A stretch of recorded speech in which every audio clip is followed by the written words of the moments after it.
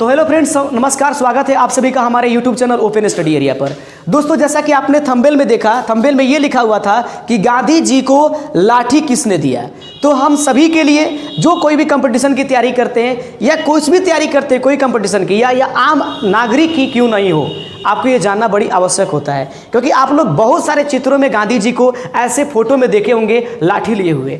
सबसे बड़ी समस्या है कि क्या गांधी जी को चलने में प्रॉब्लम थी इसलिए गांधी जी लाठी रखते थे, या गांधी जी को किसी ने यह दिया था। ये सारी बातों की हर एक इंफॉर्मेशन हम इस वीडियो में देने वाले हैं। आप जुड़े रहिए हमारे साथ अंत तक। और ध्यान रखिएगा, सभी लोग जानते हैं, कौन ऐसा कंपटीशन की तैयारी करने वाला व्यक्ति नहीं होगा जो ये नहीं जानता कि महात्मा गांधी को राष्ट्रपिता किसने कहा। सब जानते हैं महात्मा गांधी को राष्ट्रपिता सुभाष चंद्र बोस ने कहा। ये सभी लोग जानते हैं कि रविन्द्रनाथ टैगोर ने 1917 की गांधी जी की चंपारण सत्याग्रह में सफलता की वजह से उनको, उनके सम्मान में इनको महात्मा कहा था। उस दिन से मोहनदास करमचंद गांधी महात्मा गांधी के नाम से प्रसिद्ध हो गए। और आप समझते ही हैं सुभाष चंद्र बोस के।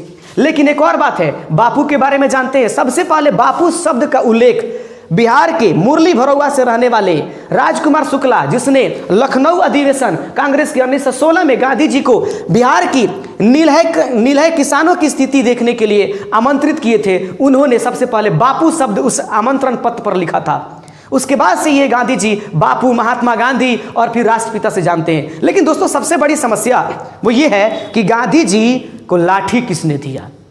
गांधी जी को लाठी देने का श्रेय किसको जाता है, आखिर लाठी क्यों दिया गया। तो आइए समझते हैं इस बात को। दोस्तों, आपको पता होना चाहिए 15 जनवरी 1900 कितने में, 1934 में, थोड़ा मार्कर बदल लेते हैं। 15 जनवरी 1900, याद रखेंगे 1900 कितने का दिन है, 34। ये दिन बिहार के वासी और हिंदुस्तान की वासी भूल नहीं सकते हैं। ये वो दिन है जब बिहार में सबसे बड़ी भूकंप आई थी। और भूकंप ऐसे आए कि लगभग 20,000 आदमी मारे गए थे। और ये 20,000 आदमी तो मारे गए थे, घायल कितने हुए थे इसके आंकड़ा समझ पाना अपने आप में बहुत बड़ी मुश्किल चीज है। तो देख लेंगे, 15 जनवरी 1934 ईस्वी को बिहार में भूकंप आया। 20,000 से अधिक आदमी बिहार में मारे गए। गांधी जी जब इस सूचना को सुने, उनसे रहा नहीं गया। उन्होंने तय किया कि मुझे जल्द से जल्द पहुंचने की कोशिश करना चाहिए और मुझे बिहार पहुंचना चाहिए और बिहार के लोगों की मदद करनी चाहिए। याद रखेंगे, गांधी जी अपने आप में राष्ट्रपिता और एक बहुत बड़ा इंसान है, इसलिए वो अपने आप में राष्ट्रपिता, उनको शौक से कहिए, हमेशा गांधी जी हम हिंदुस्तानियों के दिलों में बसने चाहिए। तो आइए, आपकी समय को नहीं काटेंगे। 15 जनवरी 1934 के इस भूकंप के बाद गांधी जी सहायता के लिए पहुंचते हैं। कहाँ, बिहार में। 15 जनवरी के बाद पहुंचने का तारीख उनका था 3 से 4 अप्रैल जो था, 3 से 4 अप्रैल 1934 को वो बिहार के मुंगेर जिला में पहुंचते हैं। कहाँ पहुंचते हैं, मुंगेर जिला में। मुंगेर जिला का एक स्थान था जिसका नाम, क्या नाम था उसका, गांव का नाम घोरघट नाम था। याद रखिएगा, घोरघट नाम, मुंगेर जिला के घोरघट स्थान पर गांधी जी 3 से 4 अप्रैल 1934 को पहुंचते हैं। दोस्तों, जब यहाँ पर गांधी जी पहुँचते हैं तो उन्होंने इस मुंगेर जिला की इस स्थान से बनने वाली मुंगेरी लाठी का नाम बड़ी सुना था। गांधी जी ने मुंगेरी लाठी का नाम सुना था। और मुंगेरी लाठी ब्रिटिश शासन में विभिन्न देशों में बड़े ही शौक से प्रयोग किया जाता था, अंग्रेजी सैनिकों के द्वारा, अंग्रेजों के द्वारा अपने उन दूसरे लोगों को पीटने के लिए, जिसको अंग्रेज लोग हंटर के नाम से जानते हैं। ठीक है, उसी को मुंगेरी लाठी कहते हैं। तो दोस्तों, जब मुंगेरी लाठी की बात आई गई है तो इसको ध्यान से समझिए।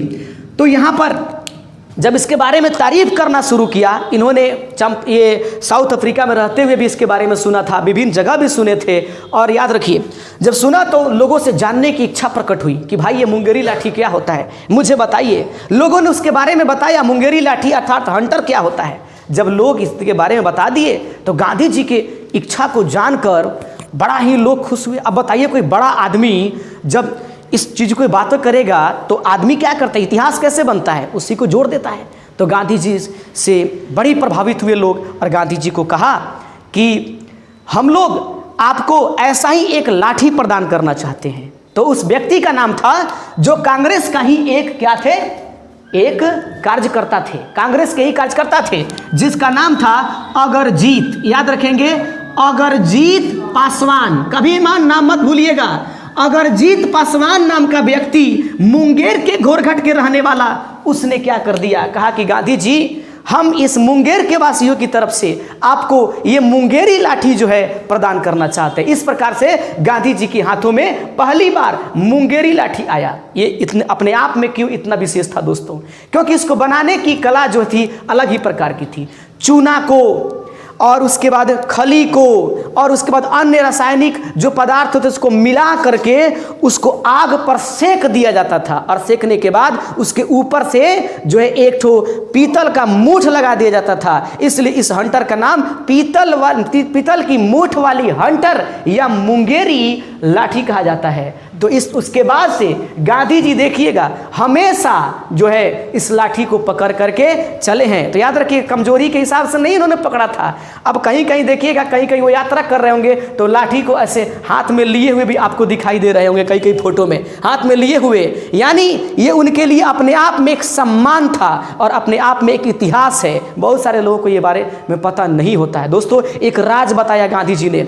गांधी जी को जब इन लोगों ने ये हंटर दे दिया, ये लाठी दे दिया पीतल की मूठ वाली, तो गांधी जी ने कहा कि आज आप सभी के सामने एक राज खोलना चाहता हूं, और वो ये राज ये है कि इसी हंटर से अंग्रेजों ने मुझे भी 2 बार पीटा है। बताइए, वो लाठी याद बन गई गांधी जी को, और गांधी जी ने अपने जीवन काल में आजीवन तक उस लाठी को थामे रखा। इस प्रकार से गांधी जी के हाथों में आपको लाठी दिखाई देती है। अगर ऐसे ही वीडियो अगर आप देखना चाहते हैं आने वाले समय में, तो जुड़े रहिए हमारे साथ और चैनल को सब्सक्राइब कीजिए। वीडियो पसंद आए तो लाइक कीजिएगा। आज के लिए बस इतना ही सा, मिलेंगे कुछ नए बेहतरीन टॉपिक के साथ। जय हिंद, जय भारत।